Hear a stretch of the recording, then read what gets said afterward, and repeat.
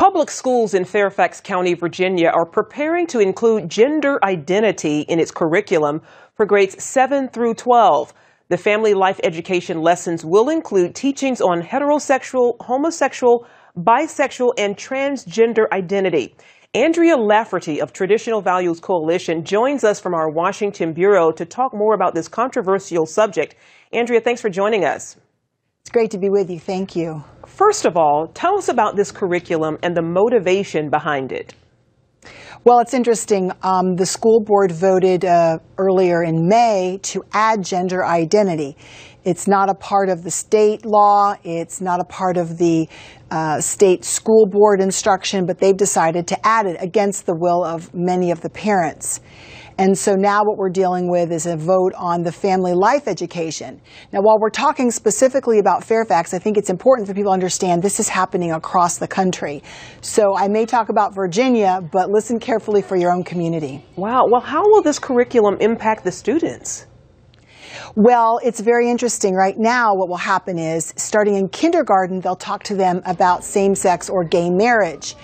And the parents will not be able to opt out. One of the big issues is, in Virginia, parents can opt their children out of certain parts of the, quote, family life education.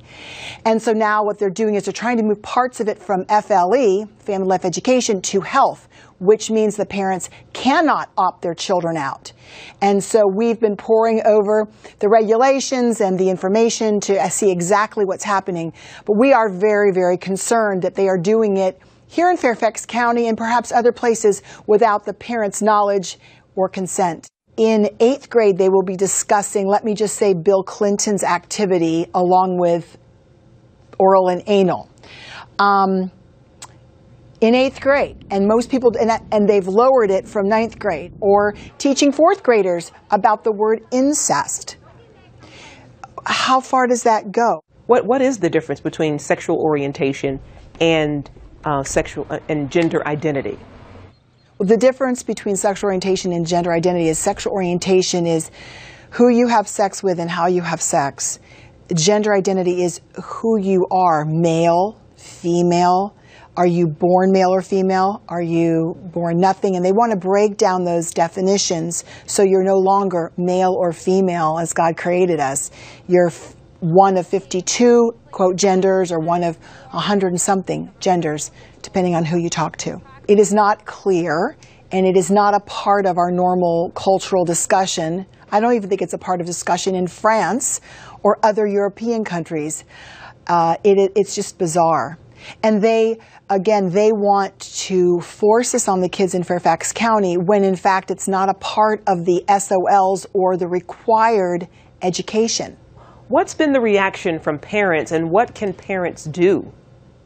Well, in Fairfax County, it was interesting because the night of the vote on gender identity, they hired a special police force, security. They actually locked 200 parents out so they couldn't get in, even though there was standing room in the back.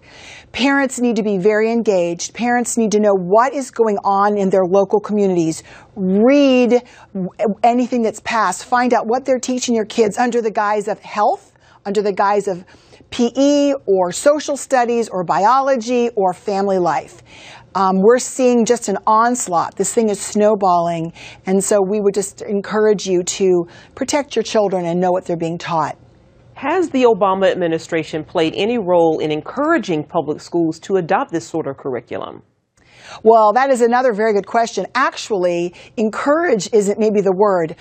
Blackmail or force. Here in Fairfax County, we were told that the Office of Civil Rights, Department of Education and Department of Justice would see to it that our federal tax dollars were pulled if gender identity wasn't added. What that means is those monies that are meant to help educate and provide for poor children that may be going without meals, that funding would be taken. So here we hear all this outcry about Republicans are, not looking out for kids, when in fact, when the president and his allies want to push this gender identity agenda, they don't care about poor children. Andrea Lafferty, thank you so much for taking the time to talk with us today. We really appreciate you joining us. Thank you.